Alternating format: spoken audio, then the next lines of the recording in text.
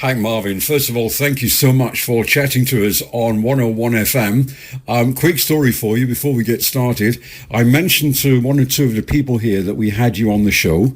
And the first question was, what, the real Hank Marvin? I said, absolutely. Then I said, by the way, did you know that he's playing at the Brisbane Jazz Club? Nobody believes me. Obviously, everybody knows Hank Marvin from Cliff Richard and the days of the Shadows, but you're doing a thing called Gypsy Jazz.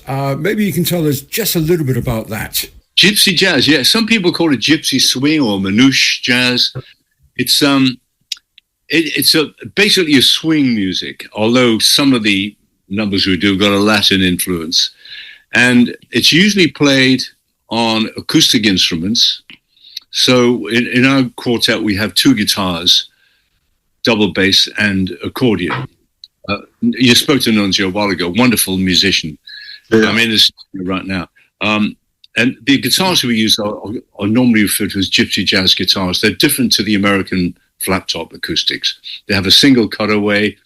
They're usually a bit brighter and have a longer. For those out there who might play guitar, Mike, from the bridge to the nut is longer than on a normal instrument. But the music originally was started in Paris and around the early 1930s. Django Reinhardt, who was a young gypsy guitarist, a very popular man in his day, got together with Stefan Grappelli. My dad loved Stefan Grappelli. He was one of his favorites. Yeah, wonderful player. And they formed a group called the Quintet of the Hot Club of France. And they wanted to play jazz, but they didn't have drums. They didn't want horns. It was just violin, guitars, and bass. And that kind of music was very popular through the 40s and into the early 50s. And then what's happened in recent decades in Europe and the USA, there's been a resurgence of interest in this music. We have a lot of fine actual gypsy musicians who play this, plus a lot of non-gypsies like myself and others in the USA who also like to enjoy playing this music. And you know what we found really fun and rewarding for us, Mike, is when I don't do shows very often. I don't want to travel very much, but when we do, the kind of audience we get, the majority of them would be fans of myself and the Shadows, and some of them don't have a clue what Gypsy Jazz is about. Some do because they bought our Gypsy Jazz CDs, but the majority don't. And what's rewarding for us is there's such a good audience. You know, they really love it. And at the end of the shows, when we chat to people, they say, I've never heard this stuff before. It's brilliant. Why haven't I heard this before? You know, so that's rewarding, I think. You know, one thing that gets me, Mike, with this music is that there are a lot of good tunes. So it grabs people, and we don't overdo the improvisation in terms of boring people with a 5-minute guitar solo. We keep it fairly tight. There's improvisation, and what we've done, we've rearranged a lot of stuff. We believe in really good arrangements, structured arrangements, and that seems to work well with the audience.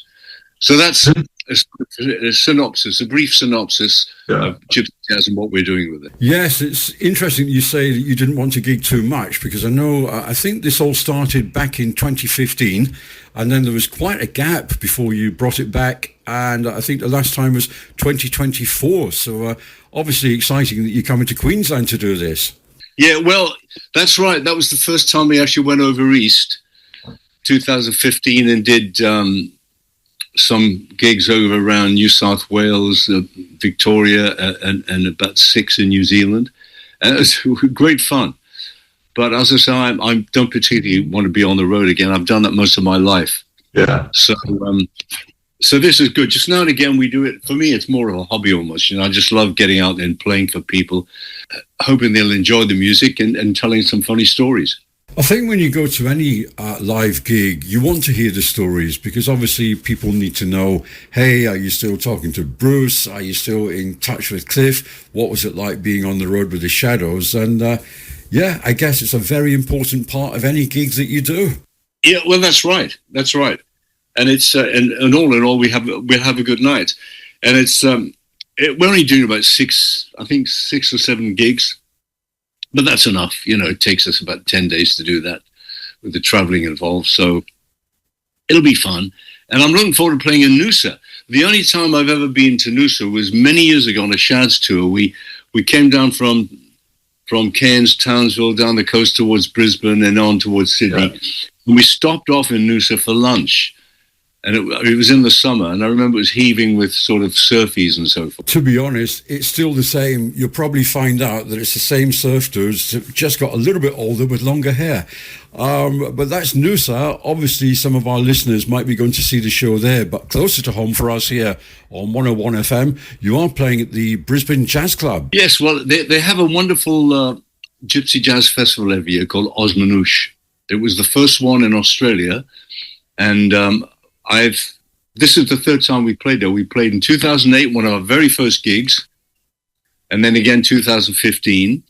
And my wife and I have been as spectators, if you like, as supporters, about 4 or 5 times since then. But I really wanted to play it one last time, Mike, before I get too old and have to hang up my guitar. So we're doing 2 nights there. Yeah, I think it's is it the Friday and the Sunday? Yeah, Friday to Sunday, and we're going to come and see you on the Sunday. So looking forward to that. You know, I love it. Do you know the venue, Mike? Yes, I have been to the Brisbane Jazz Club. Stu Robertson, who looks after the jazz programs here on 101 FM, he took me along there many years ago, and I loved it. I loved the talent. I went there for an open mic night, and it's great. It really is a super venue. Many years ago at Abbey Road Studios, we were recording something. Our then manager, Peter Goldman, he's sadly now dead, but wonderful man. He smoked. The engineer smoked. The tape operator smoked. John Farrer, who was in the group then, smoked. And 2 other people were in who were smokers. I went out to go to the toilet, came back, and when I opened the door, I couldn't believe, as you said, it was like the air was blue, like a blue fog. And you think of all that passive smoke we were taking in. I'm glad that those days are gone, funnily enough. Mike Bennett on the Monday morning show, talking to Hank Marvin. We've been mentioning Gypsy Jazz. I think it's about time we heard some.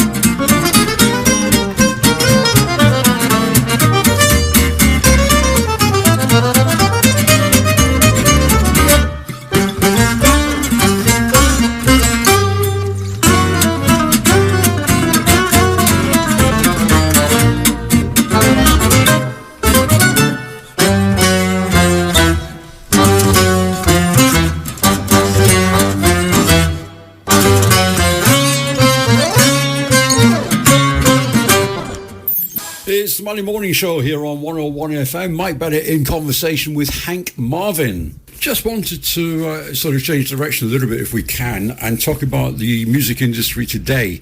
Obviously it's changed days from when you and Cliff and the Shadows were playing. Back then, as I remember, the record companies would pitch the radio stations and try and entice you and you know, do what they could to get you to play their songs. Very different now with all the online streaming, and you've got Spotify and various other platforms. Do you think it was better then, or is it better now? Yes. I think one thing I've noticed as the decades have gone by, Mike, is that for me there's a saturation of music on the airwaves and on the, you know, on the various media. Going back to sort of like the 50s and through the early 60s, there was nowhere near that amount of music on the radio or on TV. Obviously, there was no social media in those days, but I think you valued it more. And the other thing that's happened in those days too, you're getting royalties from record sales, publishing sales, sheet music, all that sort of stuff. Yeah. and whenever it's played on the radio or TV. Now with things like Spotify, it's a very small percentage, I understand, something like 0.03% or something of whatever it is. And it was just saying that the only people who make any serious money out of something on Spotify are the huge names who are already selling squillions of records. So the sort of the newer groups and those who are sort of struggling along a little bit, trying to make some kind of headway, they're not getting anything worthwhile out of it, really, apart from getting their music played. Yeah. But then the problem is, if people hear that free, I guess that means they're not going to pay for it, are they? That's why record sales have been so low for a long time now. I remember way back in the day, the excitement of going into a record shop on a Friday when all the new releases were out, and you'd listen to Cliff and the Shadows' new single, and there was a huge buzz about that, and you gave your 10p, I think that's what they cost in the UK back then, and you took your new record home and you played it on your record player. And now, of course, it's really not like that. And we say to the young musicians that come on the show, you got to serve your apprenticeship. You got to play in these clubs where there's one man and a dog and they're not listening to you because they're watching something on the TV screens. But unfortunately, a lot of them want to go straight onto these reality TV shows and become an overnight success. Yeah. And that's another thing. Look, one positive about some of these shows like The Voice and whatever it's called, Australia's Got Talent. Yeah, it's in every country pretty much, but is that they are finding talent, which is really good. But I know what you mean, and we've thought this for a while. You see these kids come on the show, and yes, some are very talented, some not so much, but they're given the big treatment, aren't they? The clothing, the sets, the lighting, the dancing. And as you say, once you go and play in a small venue, serving your apprenticeship, you're never going to get that. Exactly. You're really not. And I'm glad that, in a way, that Cliff and ourselves came up through the early days of rock and roll in the UK, the late 50s. Bruce Welsh, one of my colleagues, we'd played down the Two Ice Coffee Bar for probably about 5.5 months solid in London, tiny little venue, But for us, we were kids. As long as we had enough to pay the rent and eat, that was one, and play the music. But then the kind of touring we did in those days, so there were no large venues, obviously. No one had thought of making arenas for music. They were all theatres, concert halls, cinemas, which doubled as venues and cinema. And of course, there were no big PA systems. And that was one reason why. I remember when the Beatles did the Shea Stadium for the first time, we said, wow, look at that. They're actually playing in the stadium. And apparently the sound was awful. The tiny little PA system, My first disco equipment was a Wham amplifier. It was 100 watts, and I thought that would blow the roof off the place, and clearly it didn't. Well, in those days, it probably was a wow. Yeah, it really was. But by comparison, nowadays, it's nothing. And, you talk about real talent not going out of fashion. Mrs. B and I were in Vegas last year, and we actually saw the Rolling Stones play live. And there's Mick. I don't know how old he is now, must be mid-80s, prancing up and down the stage like a youngin'. Tom Jones is still going. Barry Manilow's still going. So, if you got the talent, Hank, you've got another 30 years at least in you. With Mick's around 80, 81 or something, isn't he? He's younger. I'll be 84 in October, and I know he's a bit younger. Seriously? Well, I'll have what you're having then. But and Tom Jones, Cliff and I bumped into Tom Jones after a gig way back in 2010 when we were doing the Cliff and the Shadows reunion, staying in the same hotel. We had a chat with him, and he looked great. He was, he seemed very strong in his voice. And he's still singing really well. He's a great singer. So I have to ask, any chance of a reunion with you and Cliff when he comes over later on this year? Well, there will be in Perth, yes. He contacted me quite a while ago. He invited me to go with him to the Royal Box at Wimbledon for the second week. But unfortunately, I couldn't go. I had other commitments. And quite honestly, I wasn't going to fly across to London for one to see one day. I don't like that flight. And anyway, and he said, look, I'm hoping to do a tour in November. Actually, this was last year, in fact. So he said, would you like to do the usual? And what he means is when he comes to Oz, I normally we get together, we have a meal. And when I used to live in the hills, we had a tennis court, so we played some tennis if he had a day off. And then I'd play 3 or 4 numbers with him. And funny enough, when I used to do my tours in Europe and the UK with my band, this was after Shaz broke up, Cliff several times came along and as a surprise for the audience, you know. Yeah. And sang a couple of songs with me. Yeah, that was good. So I'll be doing that in Perth. But I can't really travel. I've got other commitments, and I don't think he wants me to travel because he might have to pay me. That would never do, would it? Quite honestly, I would do it for free. We've had a long and very happy relationship over the years, Cliff and I. We get on well, you know, we've got the same sense of humour. And he's a good lad, Cliff. You know, he's a real hard worker. Yeah. And what I like about Cliff, too, he actually treats people with respect. I've heard that a lot. Yeah. Yeah, he's that's the way he was brought up, and he always treats people with respect. I've never seen him. He's not as some people in our business get a bit sleazy, particularly around women, and he's not that sort of guy. He had 3 sisters, and I think that was all part of his attitude towards women. You know, you protect them, you look after them. Hank, I could chat to you for hours, but I know you're a busy man. We are actually going to play out with a Shadows classic, but I tell you what, whatever happens, we're going to sneak in, even if we've got to sneak in the back door at the Brisbane Jazz Club, we'll come and see you and have a chat with you after the gig. So if you bring your drum kit with you. My drum kit's still in the front window of Cash Converters, but thanks for the offer anyway. Look, thanks for your time, Mike. That was great to talk to you. And great to talk to you as well, Hank. Look forward to catching up in a couple of weeks. Going to play you out with a Shadows classic, Apache. Thanks to Hank Marvin for joining us here on 101 FM.